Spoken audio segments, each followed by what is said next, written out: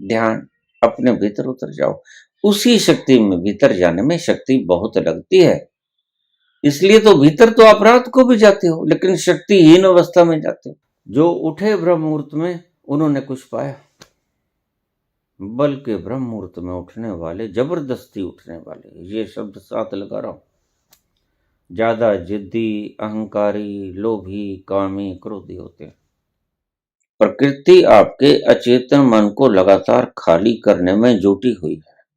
सारी प्रोसेसेस प्रकृति की naturally, continuously they are going on, वे लगातार जारी हैं। ऐसे ही आपके मन को खाली करने की प्रकृति की कवायद लगातार शुरू है, कभी बंद नहीं होती। और अचेतन में से वह कूड़ा कबाड़ा निकालती रहती है, चेतन में आता रहता है। बस यही है आपका क्रोध। और जब चेतन में आएगा तो वह आपको भारी बना देगा। बस इसी को आप क्रोध कहते हैं।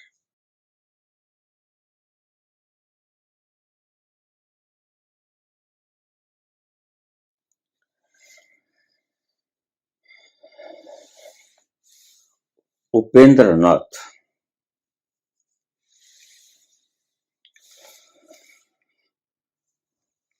मैं उलझ के रह गया हूं। आपकी बातें बड़ी जचती हैं, लेकिन शास्त्रों में उलट लिखा होता है। क्या करूं? ब्रह्म मुहूर्त में उठो,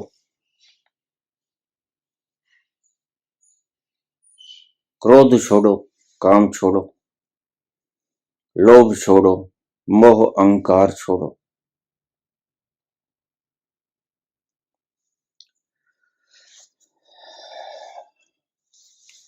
ये सब गुरुजन बोलते हैं, शास्त्र बोलते हैं, लेकिन आप इनका खंडन कर देते हैं। मैं क्या करूं?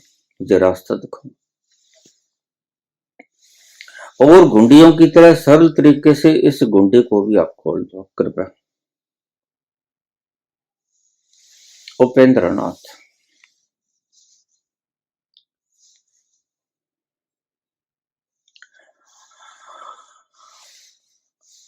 अगर एक मैथमेटिशियन है जो गणित पढ़ाता है, वह बखूबी इस बात को जानता होगा कि एक एक प्रश्न को सॉल्व करके उसको रट लेना और जिस फार्मूला से ये प्रश्न हल हुए उस फार्मूले को याद कर लेना, इन दोनों में से कौन सा ठीक है? तो मैथमेटिशियन कहेंगे कि फार्मूले को अच्छी तरह से जान लेना। बस मैं आपको फार्मूलाज ही समझा रहा हूं। बोला आज है मैंने, क्योंकि स्पष्ट स्पष्ट आपने जवाब मांग लिया, लेकिन करता मैं सदा से यही रहा हूं। मैं आपके हाथों में फार्मूलाज दे रहा हूं और आपके गुरुजन, आपके शास्त्रजन आपको एक एक प्रश्न रटा रहे हैं।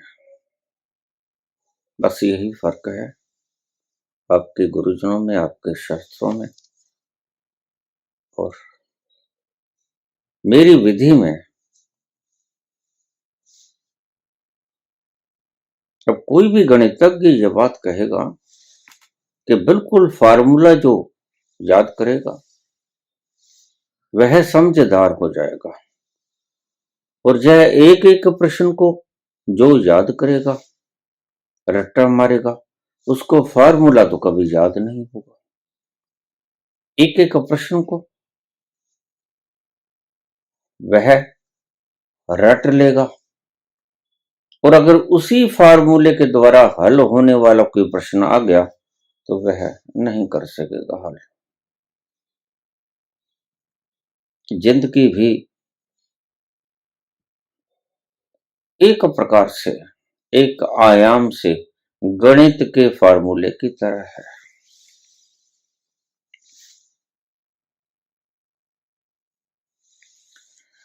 आपने पूछा कि ब्रह्म मुहूर्त में उठो, उठना चाहिए कि नहीं उठना चाहिए?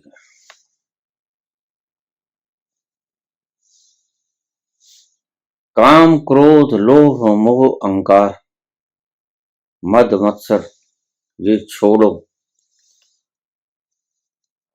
छोड़ने की कोशिश करनी चाहिए कि नहीं करनी चाहिए?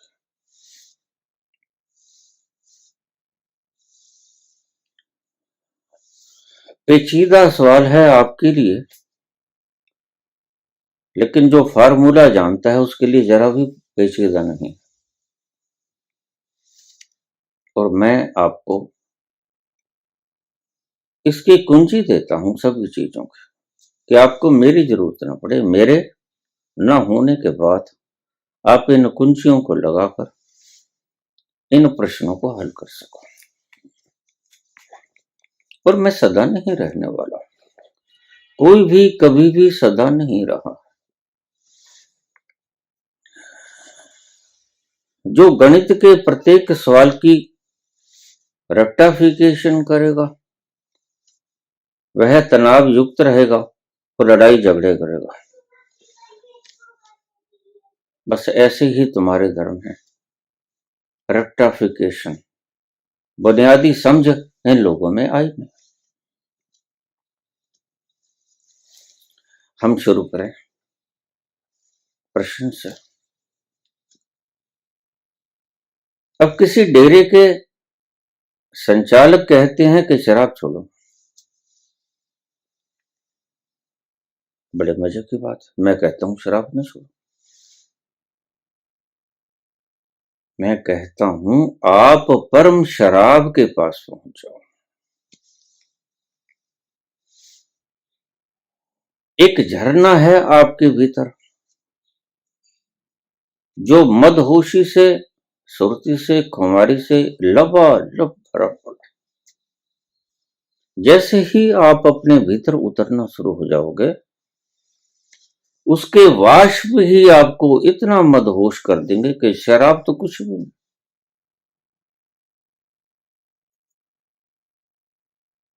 शराब उतना नशा कहां दे पाती है।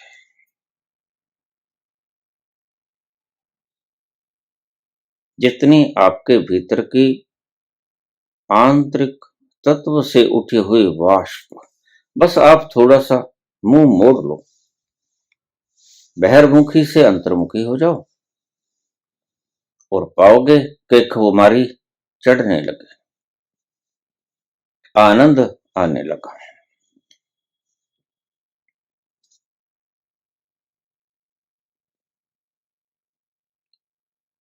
वो कहते हैं कि शराब छोड़ो।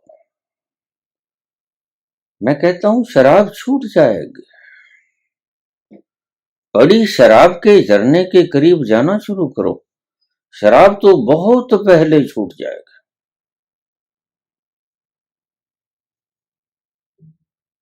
बस यही कारण है कि मैं रोटी भी नहीं खाता, और मेरा कोई रोटियों से बैर थोड़ी। जब शरीर चलता है जिस खुराक से, बस वही सफिशिएंट है। मैं स्वाद के लिए नहीं खाता, जरूरत भी नहीं। भोजन का खाने का कारण होता है शरीर को कैलोरीज देना, एनर्जी देना पर्याप्त मात्रा में, ताकि वो चल सके।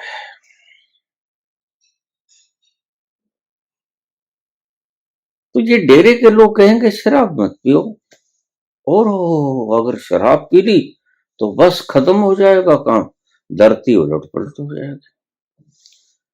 अब ये बुद्धू हैं, इन्होंने एक एक प्रश्न को, गणित के प्रश्न को रेक्टाफिकेशन कर लिया है, रटंत कर लिया है। तो ये पीटे ही जाएंगे ढोल कि शराब मत पियो, जबकि बात कुछ और थी। जिसने बड़ी शराब पी ली, जिसने हीरे जवाहरात देख लिए, वो हाथ के कंकड़, पत्थर, मिट्टी छोड़ने पड़ेंगे, छूट ही जाएंगे।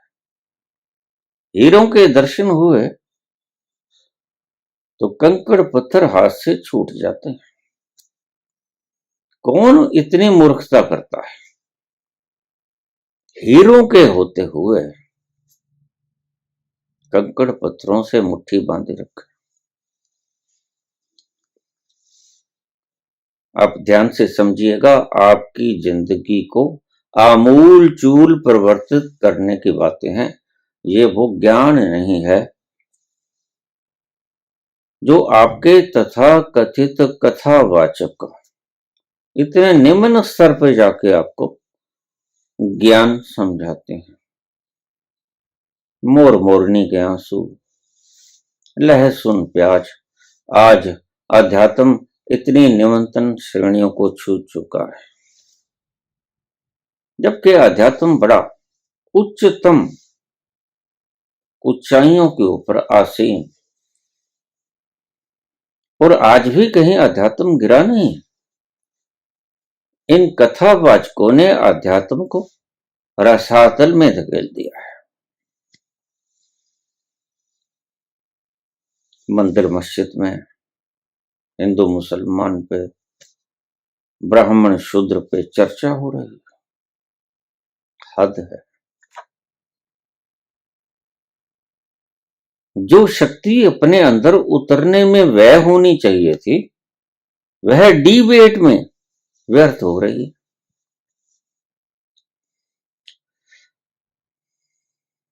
ब्रह्म मुहूर्त में उठना चाहिए कि नहीं उठना चाहिए? अगर आपकी नींद पूरी हो गई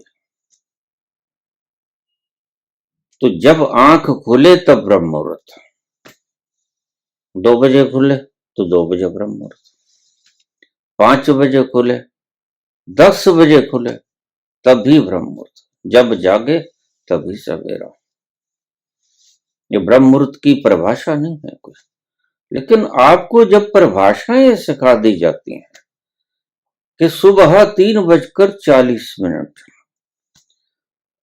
और कोई अमृत की बूंद ऊपर से गिरेगी,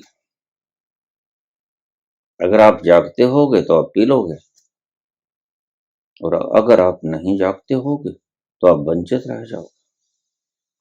तो मैं पूछता हूं सभी ब्रह्म मुहूर्त में उठने वालों से, कितनी को बूंदें पी ली उन्होंने, और इन बूंदों को पीकर कितने आनंद से झूमने लगे, और ये आचार्यगण जो बता रहे हैं वो कितने आनंद से झूम रहे हैं। अभी ये लोभ भी संवत्सर नहीं कर सके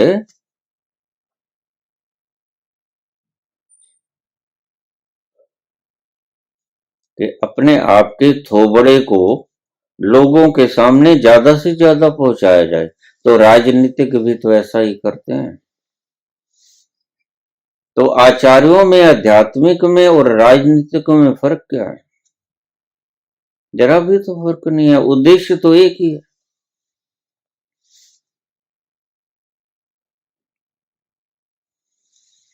बहुत से लोग जल्दी उठने में अपनी शाबाशी समझते हैं और अपनी पीठ थपथपाते हैं कि हम तो बड़े आध्यात्मिक लोग हैं, और दूसरे को गाली देने का बड़ा सुगम साधन है।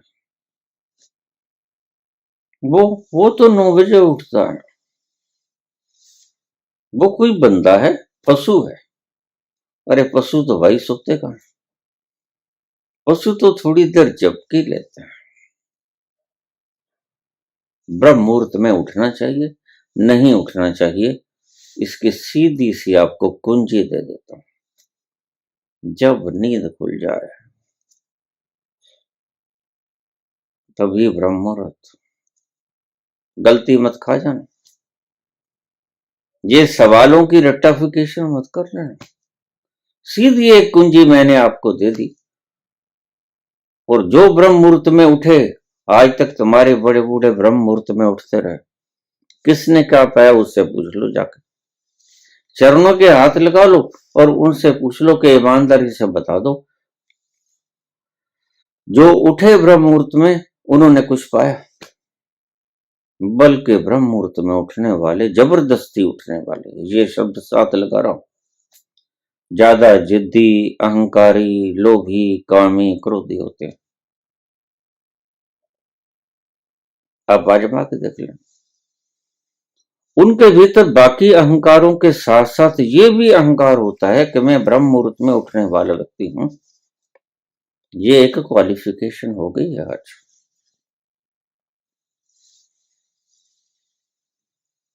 आइंस्टीन अगर 10 घंटे ना सोए होते रोज, और बावजूद इसके दिन भर में भी वो झपकियां लेते रहते थे, जब थोड़ी सी फुर्सत होती झपकी ले लेते, सो लेते।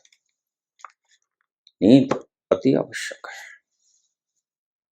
ये तुम्हारे दुश्मन हैं, ये तुम्हें मार देंगे, ये तुम्हें पागल बना देंगे, पागल खानों में बंद कर देंगे। वैसे दुनिया आज पागलपन के कगार पे खड़ी है। थोड़ा सा झटका और सारी दुनिया पागल बना।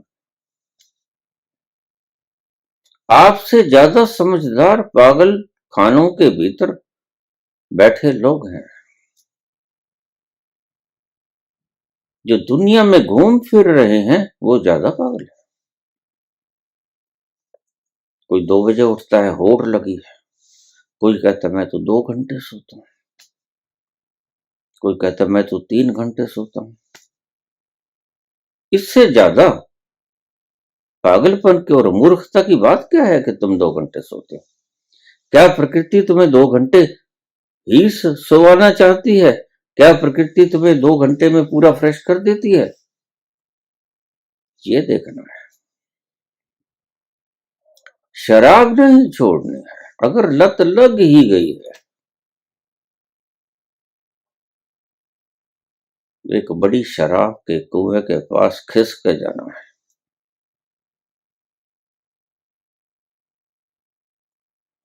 छूटती नहीं है, काफिर मुंह को लगी हुई।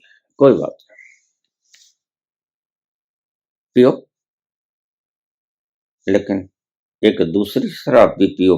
बराबर खोज जारी रहनी चाहिए दूसरी शराब की। ऐसा ना हो कि पीते पीते ही मर जाओ और दूसरी शराब की खोज में ही मत निकलो। इधर भी चलने दो, ढलने दो पैमानों को, सांझ ढलते ही, और इधर भी चलने दो।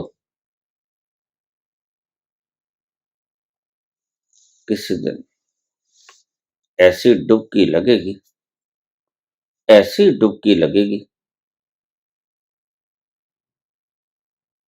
वह शराब का समुद्र ज्यादा दूर नहीं है, आपके भीतर ही है। और जिस दिन थोड़ी डुबकी लग गई, उस दिन शराब छूट जाएगी। छोड़ने की हिमाकत नहीं करनी पड़ेगी।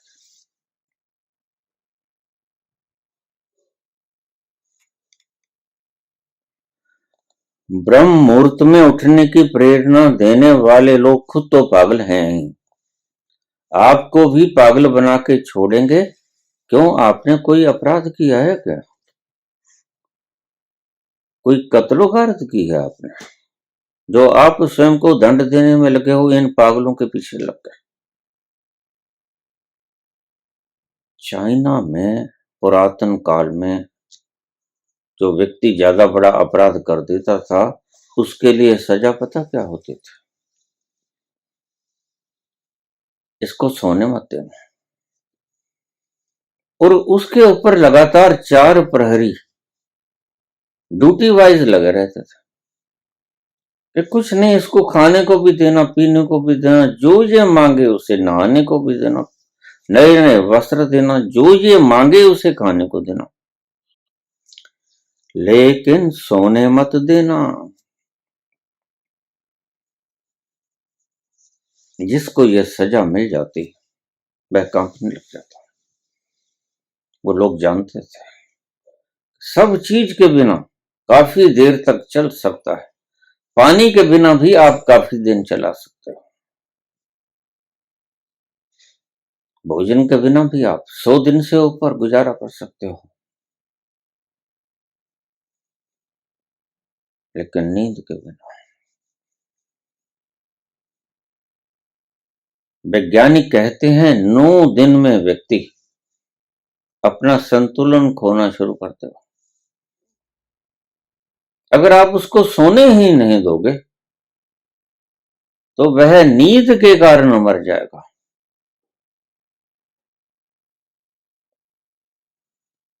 सबसे बड़ा दंड है कि व्यक्ति को सोने मत दो। और वो 4 प्रहरी पास खड़े होते, जब थोड़ी झपकी लगती नींद तो आएगी, झपकी लगती वो ठुड्डा मारता और फिर जाग जाता। पानी छिड़क देते पूरी बाल्टी ठंडी, वो जाग जाता है? सोने नहीं देते और आखिर व्यक्ति बिना जहर दिए मर जाता। कि बड़ी से बड़ी सजा थी। इन लोगों का तुमने बिगाड़ा क्या है, जब बता दो। ये क्यों आपको दंड देने पे तुले? वर्स्ट से वर्स्ट, बुरी से बुरी, खतरनाक से खतरनाक सजा ये आपको क्यों दे रहे? इनसे पूछा जाना चाहिए। कभी हिसाब होगा तो अवश्य देना पड़ेगा कि 3:40 पर बताओ कौन सी बूंद गिरती है। नहीं, ये तुम्हें मार देंगे और पागल बना के मार देंगे और तुम पत्थर मारने शुरू कर दोगे लोगों के। वैसे तो मार ही रहे हो, तुम्हें पता नहीं। तुम्हारा मन तो कहता है, बिना किसी कारण के मेरे पास मैसेज आ जाते हैं। बाबा किसी ने कुछ कहा भी नहीं होता, लेकिन भीतर से ऐसा आता है कि इससे लड़ पड़ूं, भिड़ पड़ूं, गाली गलौज हो जाऊं, गुत्थम गुत्था हो जाऊं, इसको पीटूं। क्रोध आता है। अब क्या हुआ है? नींद नहीं पूरी हुई। और जो भीतर अचेतन खाली होने को है, हर वक्त प्रकृति अचेतन को खाली करना चाहती है। अब इस बात को ध्यान से सुनना। जीवन जीने के सूत्र तुम्हें रोज बतलाता हूं। बस तुम्हारी समस्या यह है कि तुम्हारे पास वक्त नहीं। वक्त है, कोई कबाड़ा कर दोगे तो जेल में बिताने का वक्त है, लेकिन अपने जीवन में सुधार लाने का वक्त आपके पास नहीं। थपड़ो थपड़ी हो जाओगे, जूत पटांग हो जाओगे, तो थाने कचहरी में जाने के लिए आपके पास वक्त है, लेकिन अपनी जिंदगी में सुधार लाने के लिए आपके पास वक्त नहीं। मैं रोज समझाता हूं, प्रकृति आपके अचेतन मन को लगातार खाली करने में जुटी हुई है। सारी प्रोसेसेस प्रकृति की naturally, continuously they are going on, वे लगातार जारी है। ऐसे ही आपके मन को खाली करने की प्रकृति की कवायद लगातार शुरू है, कभी बंद नहीं होती। और अचेतन में से वह कूड़ा कबाड़ा निकालती रहती है, चेतन में आता रहता है। बस यही है आपका क्रोध। तो कैसे निपटना है, बहुत बार मैंने आपको बता दिया। जब कभी क्रोध आए, किसी का कोई कसूर नहीं, कसूर सिर्फ आपका है। और आपका कसूर यह है कि आप वो विधि नहीं जानते कि प्रकृति आपकी अचेतन मन को लगातार खाली करने में जुटी हुई है। प्रकृति टॉक्सिसिटी, आपके शरीर की प्रत्येक अशुद्धि को बाहर निकालने का प्रतिक्षण प्रयास कर रही है, वो चाहे कोई भी। लोग मूत्र पी लेते हैं, स्वयं पान, गौ मूत्रपान, और आहा क्या अमृत है। और हद तो ये हो गई कि आज लोग गोबर की पार्टी करने लगे। अब भला पागलपन में कोई कसर बाकी है क्या?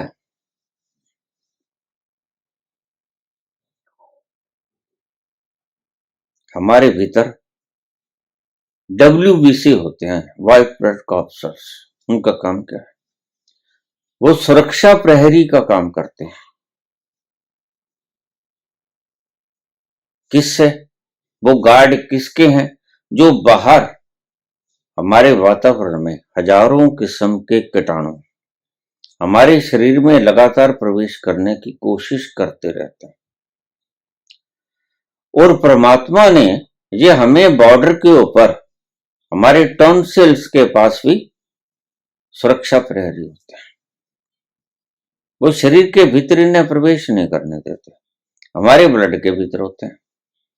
ये WBC सभी प्रकार के कीटाणुओं से लड़ते हैं और लड़कर उनको शहीद कर देते हैं, ये खुद भी शहीद हो जाते हैं। तो वो जो शहीद हुए WBC हैं या बाहर से आए हुए बैक्टीरिया हैं, वो कहां जाते हैं? तो प्रकृति उन्हें यूरिन के जरिए, पेशाब के जरिए बाहर निकाल देती है। और मरा हुआ बैक्टीरिया जहरीला होता है और वो पेशाब के जरिए प्रकृति बाहर निकाल देती है। और सारी रात में ये प्रथा, ये प्रोग्रामिंग बड़ी फास्ट होती है। तो रात्रि को जितनी टॉक्सिसिटी आपके भीतर प्रकृति करती है जहरी तत्वों को बाहर निकालने की, वह रात्रि को ज्यादा करती है, क्योंकि आप आराम से पड़े होते हो। प्रकृति अपने आराम से सारे दायित्वों का निर्वहन कर लेती है।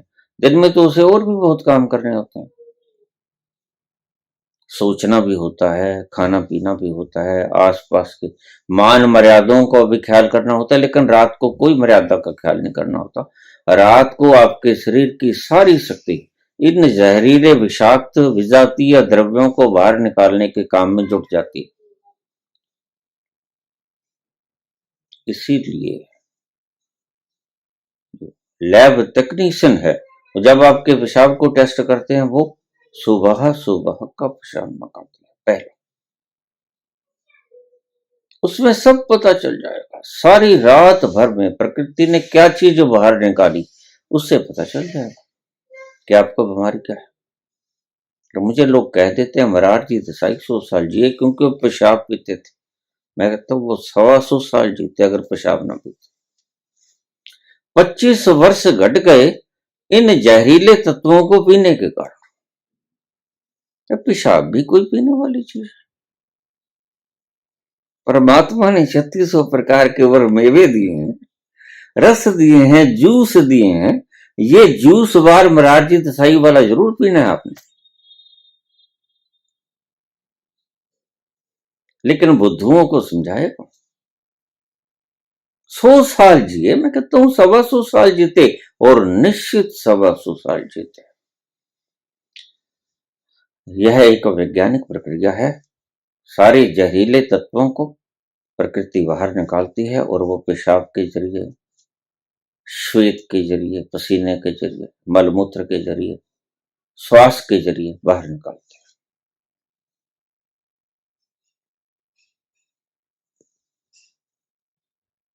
आप उसे सुबह पी लेते हो। आप अगर प्रकृति विरुद्ध काम करोगे तो आपकी सेहत बिगड़ेगी, आपका मानसिक संतुलन बिगड़ेगा। तो प्रकृति आपकी जहरीले विजातीय द्रव्यों को, फॉरेन मटेरियल्स को तो बाहर निकालती है, इसके साथ वह मन को भी शुद्ध करती है। मन के भीतर जो जम गया है आपके चेतन मन में, सारे दिन में बकाई झुकाई मारकर कुछ सीख साख कर, वो चाहे धार्मिक सीखा हो, चाहे किसी विषय के बारे में सीखा हो, कोई फिजिक्स केमिस्ट्री सीखी हो, चाहे आपने कोई कुरान पुराण सीखा हो, वो सारा बाहर निकालने की चेष्टा में संलग्न है प्रकृति। और वह लेके कहां जाएगी ये चेतन से? चेतन में। और जब चेतन में आएगा तो वह आपको भारी बना देगा। बस इसी को आप क्रोध कहते हैं। तो चेतन कहते हैं इसे बाहर निकालो। आप उसे दबा देते हो समाज की लाज के कारण। लोगों की नजरों में आप बड़े शालीन, लोगों की नजरों में आप बड़े शांतिप्रिय हो, बीके की तरह पवित्र हो, और ये शांति प्रियता सेकंड में खत्म हो जाती है। तो आपको लोकलाज का ख्याल भी रखना पड़ता है, लेकिन प्रकृति अपना काम जारी रखेगा। उसने आपके समाज से क्या लेना है? प्रकृति आपके समाज से नहीं डरती है। प्रकृति आपकी समाज की मान्यताओं को, प्रकृति आपकी कानून को, मान्यताओं को नहीं मानती। प्रकृति स्वतंत्र है। प्रकृति मानती है परमात्मा के विधान को। आपके समाज के विधान को बिल्कुल नहीं मानती। उसने जो बाहर निकालना है वो निकाल देगी। उसने अचेतन में से उठाया कूड़ा और चेतन में फेंक दिया, और चेतन में फेंक दिया तो आप दुखी हो गए, आपको क्रोध आने लगा। जब क्रोध आने लगा तो आपको पता तो है नहीं, आपके गुरुओं ने यह सिखाया कि क्रोध मत करना। तो आप क्या करोगे? भीतर से भाप जमा हो रही है और आप ऊपर दब के टक्कन ला दो तो मुश्क ना निकले बाहर।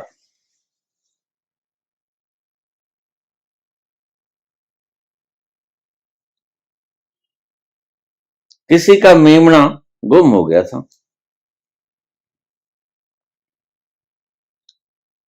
और वो मेमना गुम हुआ, पहुंच गया किसी गुरुद्वारे में। कोई छोटा सा गुरुद्वारा था गांव में, वहां पहुंच गया। तो उसने देखा कि मेमना बड़ा प्यारा है। उसने कहा चलो आज ही यही बनाएंगे। ऐसे कुछ होता है हमारे धर्म स्थानों में, हम जानते नहीं। काली के मंदिरों में भेंट चढ़ाई जाती है, भेड़ों की, बकरियों की। कोई वक्त तो ऐसा था जब नर बलि भी दी जाती थी। अश्वमेध यज्ञ तो भगवान राम ने भी किया था, आपको पता ही, यानी कि घोड़े की बलि।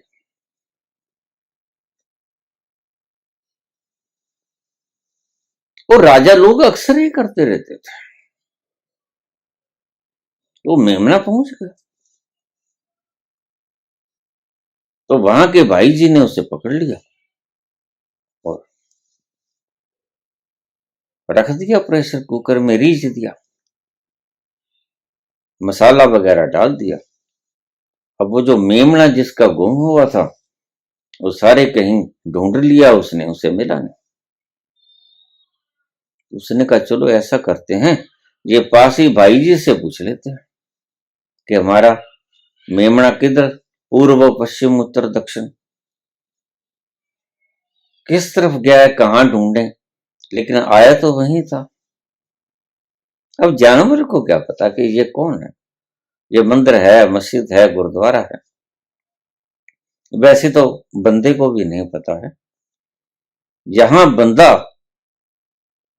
मंदिर में से पानी पी ले तो उसको पीट पीट के मार देते हैं। ऐसा बंदा है। क्यों? क्योंकि तू शूद्र है।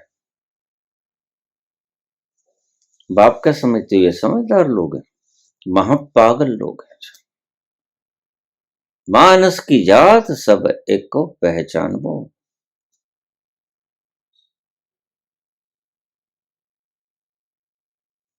ये आपको समझदार लगते हैं।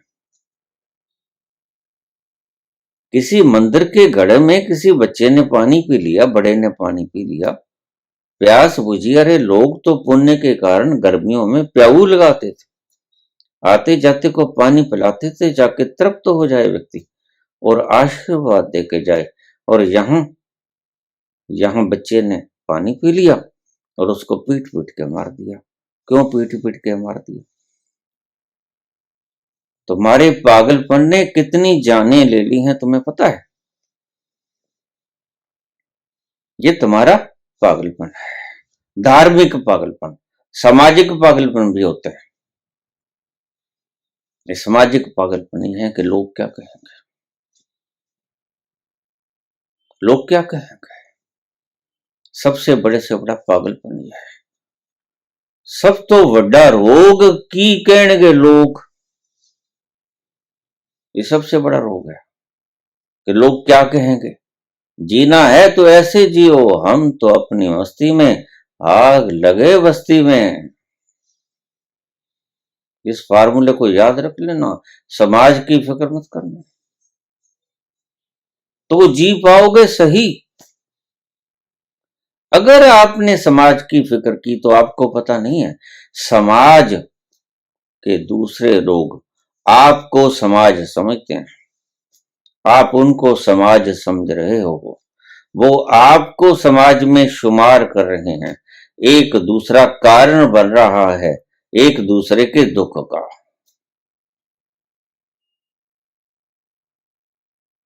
अगर समाज से मुक्त होना है तो समाज क्या चाहता है फिक्र मत करना, हम तो अपनी मस्ती में, आग लगे बस्ती में, मजे से जीना।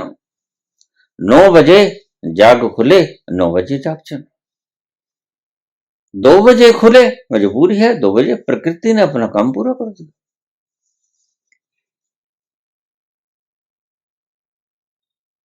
फिर उठकर अगर वास्तव में जाग खुलती है, फिर उठकर आप ध्यान कर सकते हो। शोरगुल फिर भी नहीं करना है। देखो प्रकृति कितनी शांत है, स्तब्ध,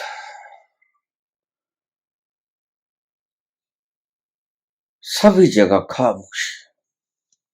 इस खामोशी को निहारो, देखो कितने आनंद से भरी हुई है। अगर आपको ब्रह्म मुहूर्त में जगने की बात कही गई थी, उसका कारण कुछ और था।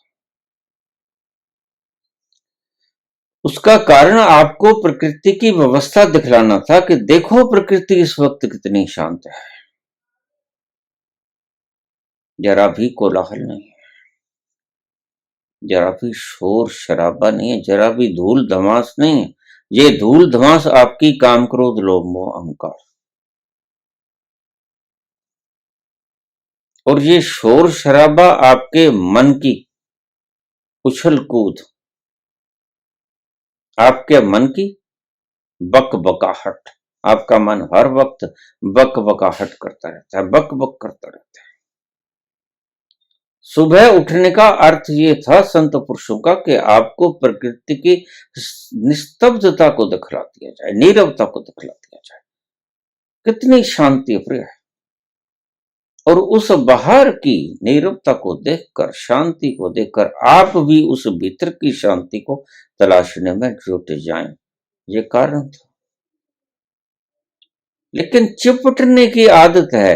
मेरे इस शब्द को आप लिख कर, आपकी किसी भी चीज के साथ चिपट जाने की आदत है। संत जो कहता है आप उससे चिपट जाते हैं, और यही चीज आपको अपने आपे तक पहुंचने नहीं देती, आपको उस आनंद तक पहुंचने नहीं देती जो कि आपका स्वभाव है।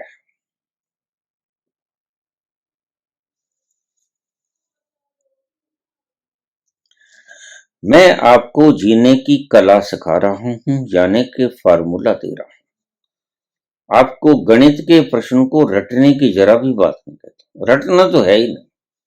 इसलिए हुक्म तो कोई मानना नहीं, वो किसी भी धर्म ग्रंथ में क्यों ना लिखा हो। हुक्म प्रकृति आपको देगी, वो मानना। हुक्म प्रकृति आपको देती है,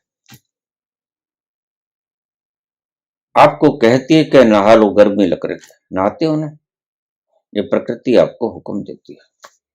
मलमूत्र का त्याग करते हो, प्रकृति आपसे कहती है जाओ निवृत्त हो जाओ, मल को त्याग, जाते हो ना। प्रकृति आपको संचालित कर रही है, बस उसकी हुक्म को मानो। सर्दी लगेगी, गर्म कपड़ा ले लो। गर्मी लगेगी, नहा लो, पंखा चला लो, एसी चला लो। आज तो सभी साधन सुलभ। अलार्म लगा के जागने की चेष्टा करना पागल होने की तरफ एक कदम है। एक एक कदम रोज उठाते और व्यक्ति मैंने देखे हैं, ब्रह्म मुहूर्त में उठने वाले अक्सर अपने बुढ़ापे में पागल होते मैंने देखा। वो जिंदगी को ठीक से सोए नहीं।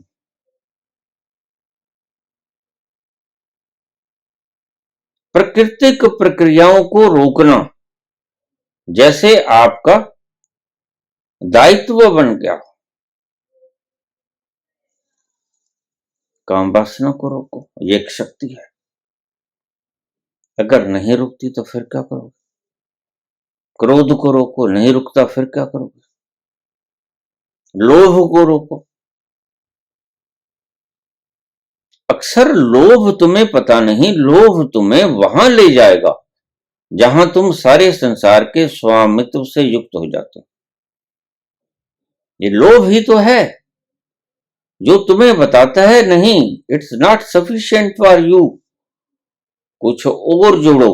लेकिन कुछ और जोड़ो का मतलब आप समझ लेते हो कि जमीन जोड़ो, पदवी जोड़ो, मान जोड़ो, धन जोड़ो, परिवार जोड़ो, अपने रिलेशन जोड़ो, अपने रिश्तेदारों को अपने साथ संख्या बल बढ़ाओ। नहीं, ये लोभ अगर सही दिशा में चल पड़े तो भीतर जाके जिस तल पे आप पहुंच पाओगे वो तल आपको दिखाएगा कि तुम सर्वव्यापक हो। बाहर की गद्दियों को फैलाने की चेष्टा मत करो, भीतर के उस फैलाव के पास पहुंच जाओ जो आपको सर्वव्यापक बना देता है। काम छोड़ो, क्षणिक आनंद के लिए, क्षणिक सुख के लिए आप कितनी शक्ति को बर्बाद कर देते हो। लेकिन मैं ये भी नहीं कहता कोई पाप नहीं करते हो, यह प्राकृतिक प्रक्रिया है, मैं कोई प्रतिबंध नहीं लगाता। ऐसे तो लोग ये इंकार करते करते कल को ये भी कह देंगे अगर मूत्र आए तो मूत्र मत करो तो ब्लैडर फट जाएगा। ध्यान रखना, प्रकृति जो तुम्हें कहती है, आदेश देती है, उसका पालन करो। लेकिन बड़ी बात तो यह है कि काम वासना को रोको मत, दिशा मोड़ो, डायरेक्शन दूसरी तरफ कर दो। एक बात तुम्हें समझाता हूं, तुम काम से ग्रसित हो, अचानक बैठे हो बड़े आराम से, काम ग्रसित हो, मन में काम के विचार आ रहे हैं और बड़ा तेज प्रवाह काम वासना का दौड़ रहा है। आप एक व्यापारी हो, समझ लीजिए, और काम का प्रवाह इतना है कि काम का प्रवाह रोके से रुक नहीं रहा, आपकी समझ से बाहर हो जाता है, प्रेशर कुकर फटने को हो जाता है।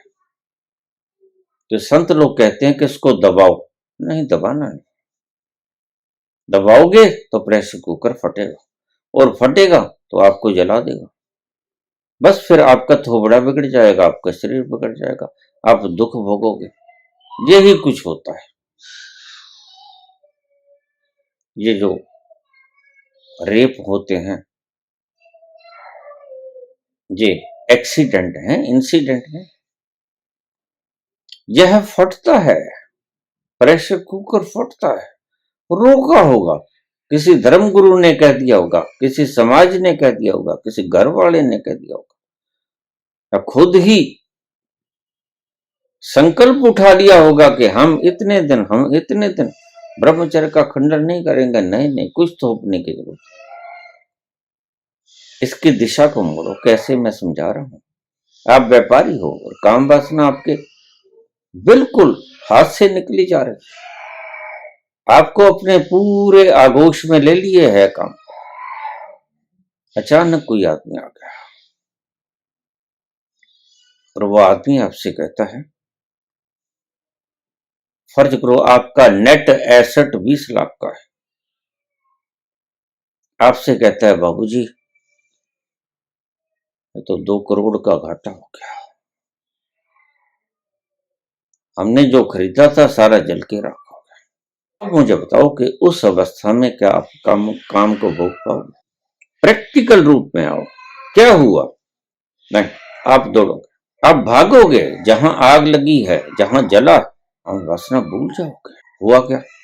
ध्यान डाइवर्ट। जब आप इसके पीछे लगते हो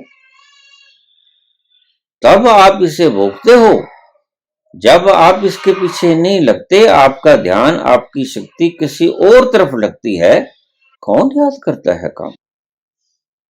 2 करोड़ का घाटा पड़ गया और आपकी नेट एसेट सिर्फ 20 लाख है, आप तो गए, तो शौक लगा, ध्यान मुड़ गया, आप दौड़ोगे, कहां लगी है आग?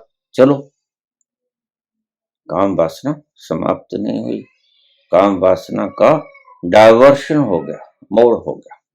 एक शक्ति है, वही मैं आपको सिखाता हूं कि न दबाओ और भोगो भी मत, डाइवर्ट कर लो।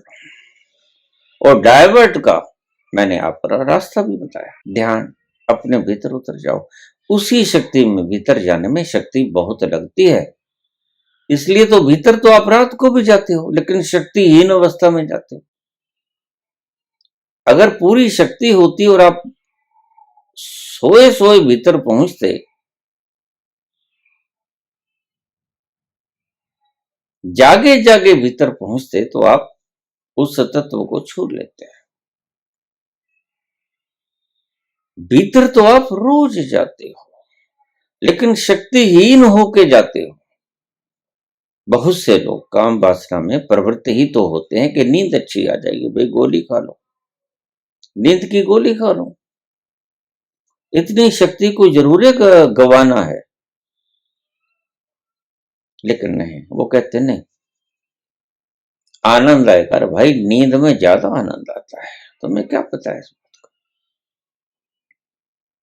ठीक से सोए ही नहीं। विवेकानंद जब तक भारत में थे तो खूब सोते थे, सुबह तक खूब मजे से सोते। तब की बात है जब देर रात तक न क्लब होते थे, न रोशनी होती थी, दीपक जलते थे और लोग early to bed and early to rise, ये फार्मूला था जीने। लेकिन वक्त कौन था ये तो देखो, दीपक जलाने का वक्त था जब ये बिजली नहीं होती थी, तो जल्दी सो जाते थे। सूरज ढलते ही लोग खाना खाते और सो जाते।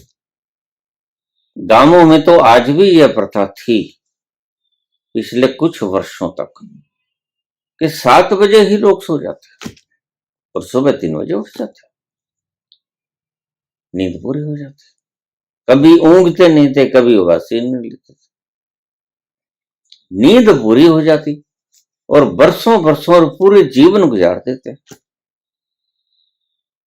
तो आपने अर्ली टू बेड वाला फार्मूला तो त्याग दिया, क्लबों में भी जाना है, पार्टीज भी अटेंड करनी है, जितने भी पार्टीज हैं रात की रखी जाती हैं, जरूरी नींद खराब करनी है आपने, दिन की क्यों नहीं रख लेते? तो एक रात की जो बात थी कि अर्ली टू बेड, ये तो आपने त्याग दी, लेकिन अर्ली टू राइज, ये एक कोना पकड़ लिया आपने, तो आप पागल ही तो होने को हो। धागे के छोर पकड़ो तो दोनों पकड़ो। एक छोर बिल्कुल छोड़ दिया, 12 बजे सो, 1 बजे सो, और एक छोर बिल्कुल पकड़ लिया, अर्ली टू राइज, तो ब्रह्म मुहूर्त में उठो, 3 बजे उठो, 2 बजे उठो, 4 बजे उठो, तो नींद नहीं पूरी होगी। और जिसकी नींद नहीं पूरी होती ये बात समझ लेना, वह एक दिन पागल हो ही जाएगा। ये आपको प्रवचन देने वाले लोग पागल हो जाते हैं ही पागल हो क्या जाते हैं, तभी तो प्रवचन करते हैं।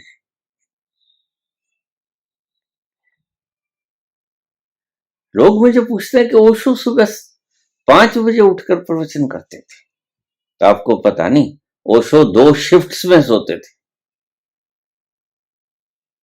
4-4 घंटे की 2 शिफ्ट लेते थे वो। जब सुबह का प्रवचन करना है तो सुबह जल्दी उठ जाते, जल्दी नहीं उठते थे, नींद पूरी हो जाती थी, और उसके बाद दोपहर को सोते थे, 4 घंटे 3 घंटे फिर सोते थे, लेकिन नींद को कभी चूकते नहीं थे ओशो।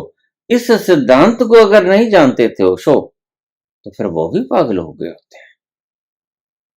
और अगर इस सिद्धांत को आइंस्टीन ना जान पाते तो वह इतनी बड़ी रिसर्च नहीं कर पाता। जितने बड़े थिंक टैंक्स हुए हैं, जितने बड़े वैज्ञानिक खोजी हुए हैं, आप उनकी जिंदगी में एक समानता पाओगे। वो चाहे जल्दी उठ गए हों, लेकिन उन्होंने नींद पूरी कर ली। कितनी? 7 घंटे कम से कम, कुछ 8, कुछ 9, कुछ 10, अपनी प्रकृति के हिसाब से अपनी नींद वो पूरी कर लेते हैं। लेकिन 7 घंटे की नींद आवश्यक है, सोना ही सोना है 7 घंटे। तभी आप सही मात्रा में आपका ब्रेन काम कर पाएगा। तो आप कहते हो ब्रह्म मुहूर्त में जागना है कि नहीं जागना है? अगर आप जल्दी सो गए हो तो ब्रह्म मुहूर्त में आपकी आंख स्वतः ही खुल जाएगी। तो आप ना तो अलार्म लगाएं, ना घड़ी को देखें। हाँ, किसी कारणवश से अगर आपने 3 बजे की ट्रेन पकड़नी है तो बात जुदा है, लेकिन रोज तो ट्रेन भी नहीं पकड़नी होती। और अगर आपका पेशा ही ऐसा है कि 3 बजे ट्रेन पकड़नी है, जल्दी उठना है, तो फिर दोपहर को आप नींद पूरी कर लेना। नींद पूरी होनी चाहिए, मंतव्य ये है। मैं आपको फार्मूला देता हूं, प्रत्येक गणित का प्रश्न आपको रटाता नहीं, इसलिए मैं कोई कमेंडमेंट नहीं देता, ऐसा करो वैसा करो ऐसा करो, नहीं। ये सब शक्तियां हैं, काम क्रोध लोभ मोह अहंकार मद मत्सर। क्यों क्यों आप मद का सेवन करते हो? मद का सेवन आप इसलिए करते हो, अब जो एक संत कह तो देते हैं शराब मत पीना, नहीं तो डेरे में मत आना शराब पी लो, क्या हो जाएगा भाई? आप इसको बड़ी शराब क्यों नहीं दिखलाते? अगर इनको खुद को फार्मूला पता हो उस बड़ी शराब तक जाने का, तो फिर ऐसी मूर्ता करें क्यों? अपने आप ही व्यक्ति छोड़ देगा जब उसको शराब से भरा मैं का समुद्र नजर आएगा। यहां तो प्याला पीते हो आप, वहां ओशन ऑफ वाइन, वहां खुमारी से भरा हुआ, शराब से भरा हुआ पूरा समुद्र है, उससे तुम गौतम गोत हो जाते हो, खूब अटखेलियां करते हो, खूब आनंद से झूमते हो, नशीली हवाएं आपको पैगाम दे के जाती हैं, आपको पता भी नहीं चलता। सुधी बुद्धि आपकी खो जाती है जहां जाकर। शराब के उस खजाने की तरफ आप इशारा क्यों नहीं करते?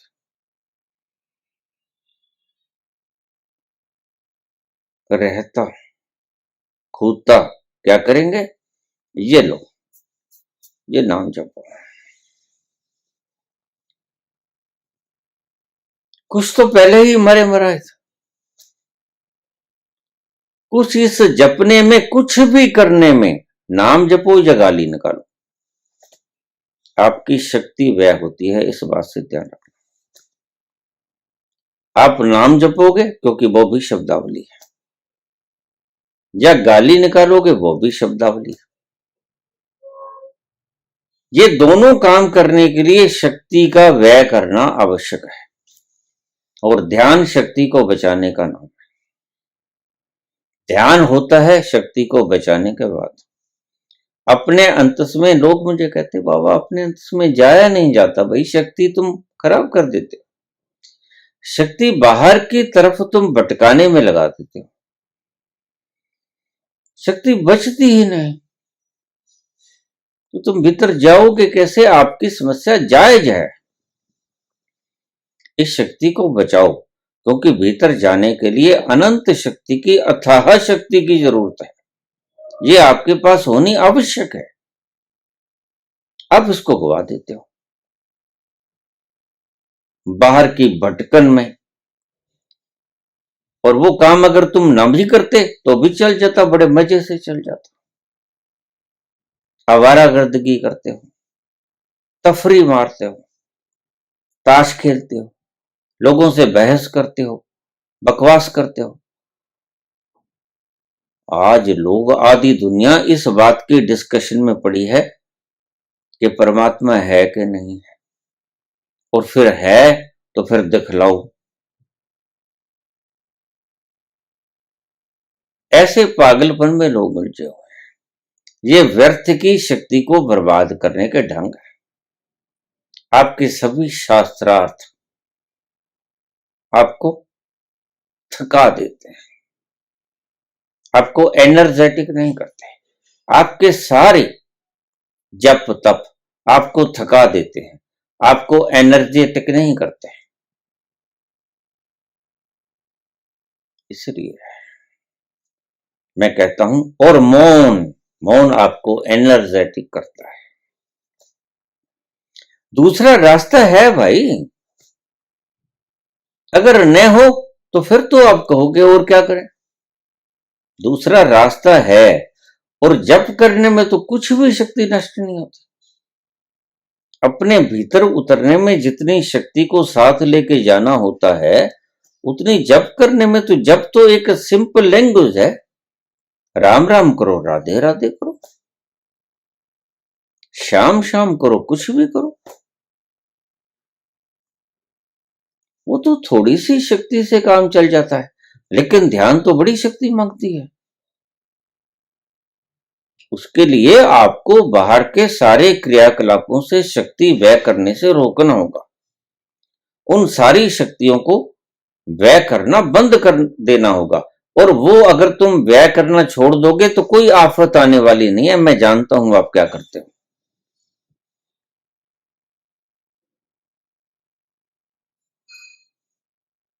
मुझे सब पता है।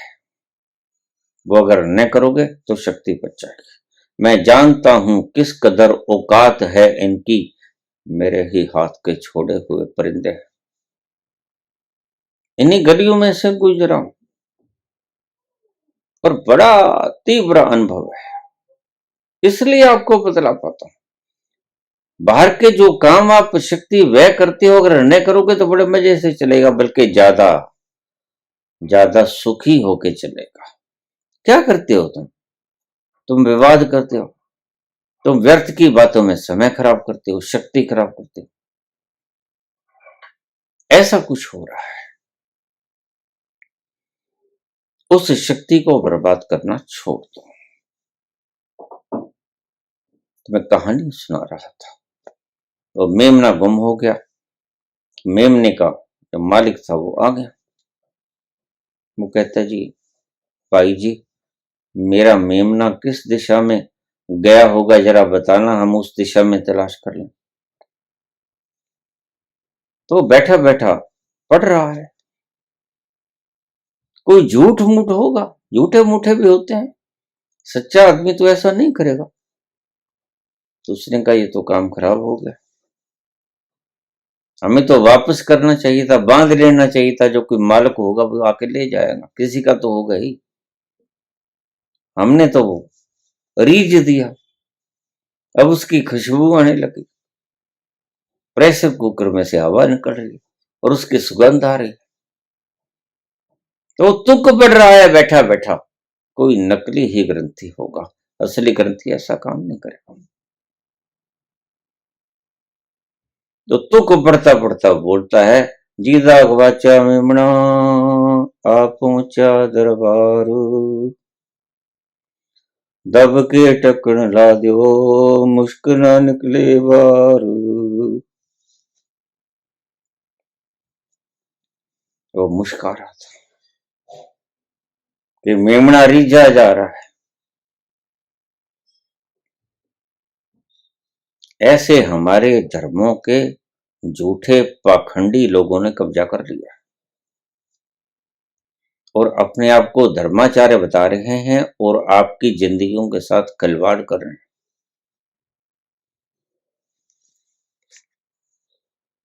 और एक धर्म में ऐसा नहीं, सभी धर्मों में चढ़ते चांद हैं एकाएक, सभी विकृत हो रहे हैं, सभी की लालसा है और वह मिलता है जब लालसा खत्म होती है, जब इच्छाएं खत्म होती हैं। इच्छाएं कम हैं, इच्छाएं ज्यादा हैं तो रुलाई, कम है शहनशाही और बिल्कुल नहीं तो खुदाई है। परमात्मा को कोई इच्छा नहीं होती,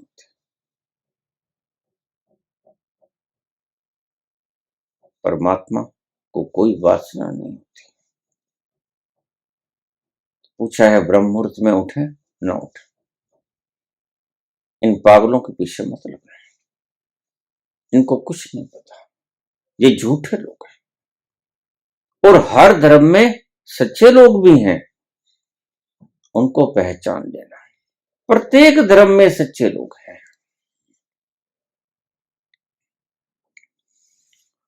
तो मैं आपको हर धर्म में इन पाखंडी लोगों को छोड़ देने की बात कहता हूं,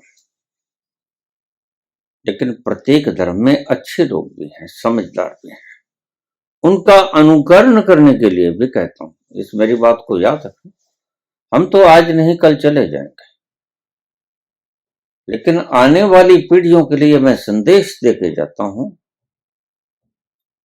कि आप इन छोटे झूठे लोगों की मूढ़ बातों में मत पड़ना। आप प्रकृति को पहले देखें ना, प्रकृति क्या चाहती है और उसको नकारना मत, प्रकृति के हिसाब से चलो। लेकिन जो प्रकृति का सिद्धांत आपकी शक्ति को व्यय करता है, जैसे आंखों से 50% शक्ति आपकी नष्ट हो जाती है। आंख और काम वासना, दो चीजों से आपकी करीब 80% शक्ति खत्म हो जाती है। 10% शक्ति आपको मन की लड़ाई से खत्म हो जाती है, बाकी 10% अन्य अन्य कामों में खर्च हो जाती है। तो इन दो शक्तियों को बचाओ। लोग कहते हैं आंख खोल के ध्यान करो, नहीं, कोई तरीका नहीं। आप देखोगे प्रकृति, जब आप आनंद के लम्हों में होगे, प्रकृति क्या करती है, प्रकृति का काम देखना। जब भी आपको आनंद आएगा, मजा आएगा, जब आपको आप अपने भीतर उतरोगे और आपको रस आने लगेगा, आप पाओगे कि अपनी आंखें स्वतः ही आपकी बंद हो जाएंगी। यह प्रकृति आपका शारीरिक ढांचा बना देती है। जब भी आप आनंद के क्षणों में होगे, प्रकृति स्वयं में आपकी आंखें बंद कर देगी, लेकिन आप आंखें खोल के ध्यान करते हो नहीं। आंखें खोल के कभी ध्यान नहीं होता। आंखें खोल के तो वही ध्यान जो है, ध्यान की शक्ति जो ध्यान में लगनी थी भीतर जाने के लिए, वो बहिर्मुखी लग जाएगी। फिर तो वह संसार के कामों के लिए बाहर देखो कि परमात्मा के ध्यान के काम के लिए बाहर देखो, बात तो एक ही है, शक्ति तुम व्यय कर रहे हो। बाहर यानी शक्ति व्यय, भीतर यानी शक्ति का संचय। और ये सारे जो बताए थे, जिनको विकारों का रूप दिया गया मनुष्यों के द्वारा, वह आप अगर गौर से देखोगे तो वह शक्ति को खराब करने के निमित्त है, वो काम है, वो क्रोध है, वो लोभ है, मोह है, अहंकार है। सब शक्ति को व्यय करवाते हैं, इसीलिए इनको विकार कहा गया। इन विकारों के द्वारा आपकी शक्ति बहिर्गामी होती है।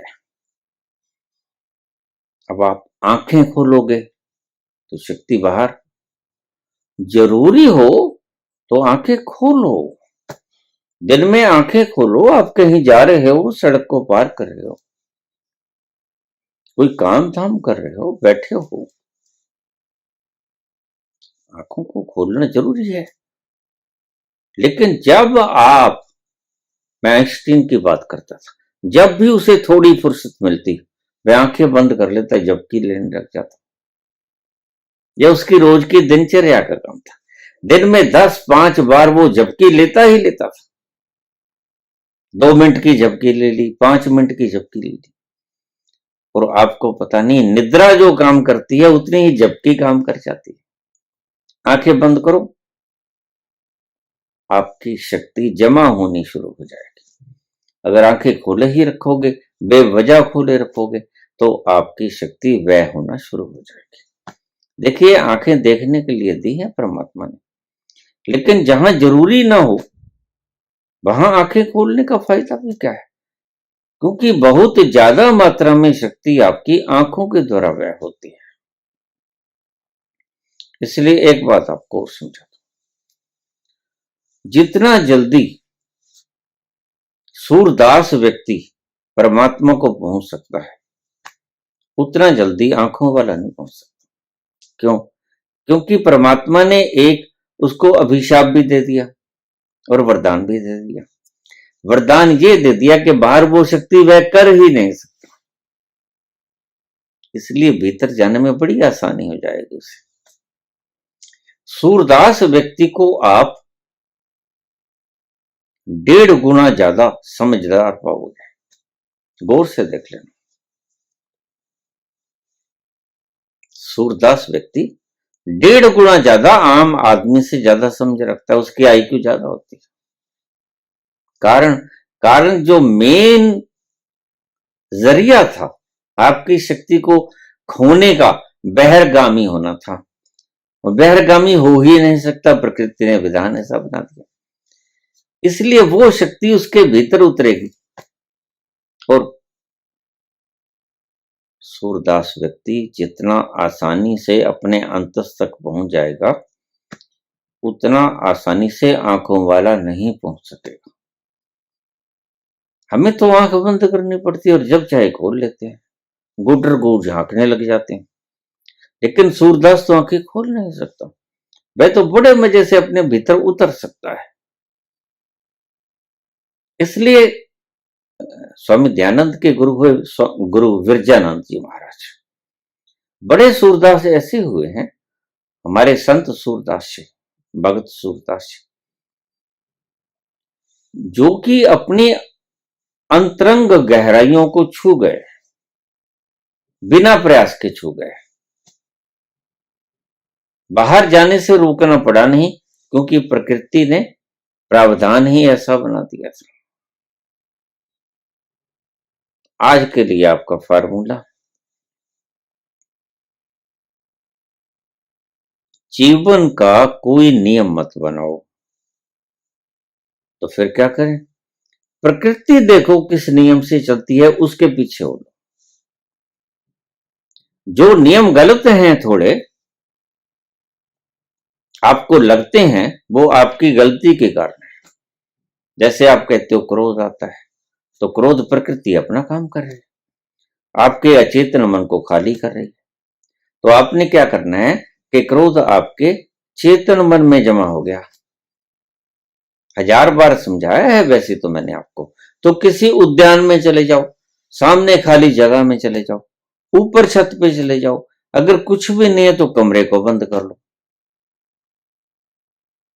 किसी सुनसान जगह में निकल जाओ, वहां जाकर खूब उछल कूद करो, डुशम डुशम करो।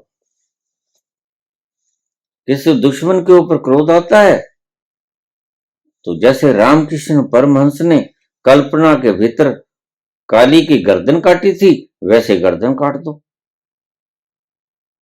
किसी का क्या बिगड़ता है। आपका कैथारसिस हो जाएगा। आप सचमुच में किसी की गर्दन नहीं काट सकोगे अगर आपने कैथारसिस के द्वारा किसी की गर्दन काट दी। मुक्के को तकिए के ऊपर मारो और तकिए में प्रक्षेपण करो कि वह आदमी तुम्हारा शत्रु है, शत्रुता निकल जाएगा। तो प्रकृति अपना काम करती है, आपको अचेतन मन को खाली करने का प्रयास हर वक्त करती रहती है। भीतर से सारे विषैले पदार्थों को बाहर निकालने के काम में हर वक्त प्रकृति जुटी रहती है। और भीतर के अचेतन मन में वो भी विषैले हैं क्योंकि विजातीय द्रव्य है, उनको बाहर निकालने के काम में जुटी रहती है। तो जो ये द्रव्य हैं बाहर के विजातीय द्रव्य हैं, जो WBC वगैरह लड़के मारे गए या जो बैक्टीरिया मारे गए, वो तो पेशाब वगैरह मलमूत्र के जरिए बाहर निकाल देगी या पसीने के जरिए बाहर निकाल देगी। लेकिन ये जो भावनाएं हैं हमारी, ये जो बाहर से हमने गलत मलत प्रक्षेपित कर दिया है और भीतर से ये क्रोध जो आ रहा है, प्रकृति उसको बाहर निकालेगी अचेतन मन में। अचेतन मन है निकासी का द्वार उसका। जैसे आपके द्वार हैं, ये रोम रोम से श्वेत निकलता है, मलमूत्र निकलता है, उनके द्वार है। ऐसे ही ये चेतन मन आपके अचेतन के व्यर्थ की बातों को, और सभी व्यर्थ ही हैं, आप जो भी सीखते हो सभी व्यर्थ हैं, सार्थक कुछ भी नहीं मिलेगा तब जब आप बिल्कुल खाली हो जाओगे। और प्रकृति निरंतर जुटी हुई है आपको खाली करने में। ये जब आपके चेतन में आता है, कुछ भी आता है, अच्छा आता है बुरा आता है, उसको आप बाहर जाके एकांत में निकाल लो। इसलिए मैंने आपको पहले भी कहा कि पहले के लोग बड़े समझदार थे। राम के वंश में ऐसी परंपरा थी कि जिसको भी क्रोध आए, क्योंकि आता ही रहता है, मानव प्रवृत्तियां हैं, प्रकृतियां हैं, प्रवृत्तियां हैं, तो काम आएगा, क्रोध आएगा, लोभ आएगा, मोह आएगा, अहंकार आएगा। जब भी कोई व्यक्ति गुस्से से भर जाए या ये जिनको आप विकार कहते हो ये आपको घेरना शुरू कर दे, तो आप कहां चले जाओ? कोप भवन में चले जाओ। और कोप भवन इतना बड़ा होता था और साउंड प्रूफ होता था कि वहां की आवाज बाहर आती ही नहीं थी। जो चाहे उछल कूद मचाते रहो, रोते रहो, चिल्लाते रहो, तोड़ते रहो, फोड़ते रहो, कुछ करते रहो, लेकिन जो चीज आप बाहर आकर जो गंदगी खिलानी थी, किसी के ऊपर नजला गिराना था, वो आपने वातावरण में गिरा दिया और आप खाली हो गए। प्रकृति का काम आपने पूरा किया, प्रकृति का सहयोग करके। अगर आप प्रकृति का सहयोग नहीं करोगे, मलमूत्र का त्याग नहीं करोगे, तो ब्लैडर फूटेगा। अगर इन आई हुई काम क्रोध की वासनाओं के लहरों को, तरंगों को अगर निष्कासित नहीं करोगे, दो ही रास्ते हैं, या तो द्वारों के द्वारा शक्ति को व्यय करो, बाहर फेंको। अगर नहीं ब्रह्मचर्य का पालन करना चाहते हो तो आप उस विकार के विषय वासना के विचार को चेतन के द्वारा वातावरण में फेंको, तो आप पाओगे आप हल्के हो गए, विकारों से मुक्त हो गए। आजमा के तो देखो। आजमा के नहीं देखते, बस आप प्रश्न पूछते हो। बहुत से लोग मुझे प्रश्न पूछते हैं, बाबा अगर फिर ऐसा हो गया तो फिर क्या करेंगे? मैंने कहा तुमने शुरू किया। अभी मेरे भक्तजन रोज प्रश्न पे प्रश्न कर देते हैं और मुझे पता है ये करते कुछ नहीं, दाव पे कुछ नहीं लगाते, बचे बचे से रहते हैं और ध्यान करने की योजना बनाते हैं और इच्छा इनकी ये रहती है कि मैं उस तल पर पहुंच जाऊं। करते वर्ते कुछ नहीं, दांव पे लगाया नहीं। मरने के करीब आदमी बिल्कुल फिर भी जीवन के मोह को दांव पे नहीं लगाता। बड़े मजे की बात, मर जाता है और सभी मरते हैं, सबको पता है, लेकिन जीते जी दांव पर लगाना कोई जानता है, और जिसने जीते जी दांव पर लगाने की कला सीख ली वह गोरख हो गया। इसलिए गोरख कहते हैं, मरो हे जोगी मरो, जीते जी दांव पर लगा दो, तुम्हें इतना आनंद मिलेगा कि तुम कभी जिंदगी में सोचा भी नहीं होगा। मरो, मरण है मीठा, तुम्हें कड़वा लगता है, वैसे भी मर तो जाओगे। ऐसी मरनी मरो, तो ढंग बताते हैं ये कला कैसी, जिस मरनी मर गोरख डिठा। जैसे गोरख मरा, और गोरख मरा उसका ऊपर का नकाव मरा, ऊपर का पुलिंदा मरा, सही गोरख दिख गया, उस सही गोरख के पास पहुंच जाओ। ब्रह्म मुहूर्त में उठने का मतलब क्या था? मतलब यही था, सही गोरख के पास पहुंचना। ऐसे पहुंचोगे सही गोरख के पास। और अगर इन पागलों के पीछे लग गए तो ब्रह्म मुहूर्त में उठते ही रहोगे और एक दिन पागल खाने में जमा करवाने पड़ोगे। धन्यवाद।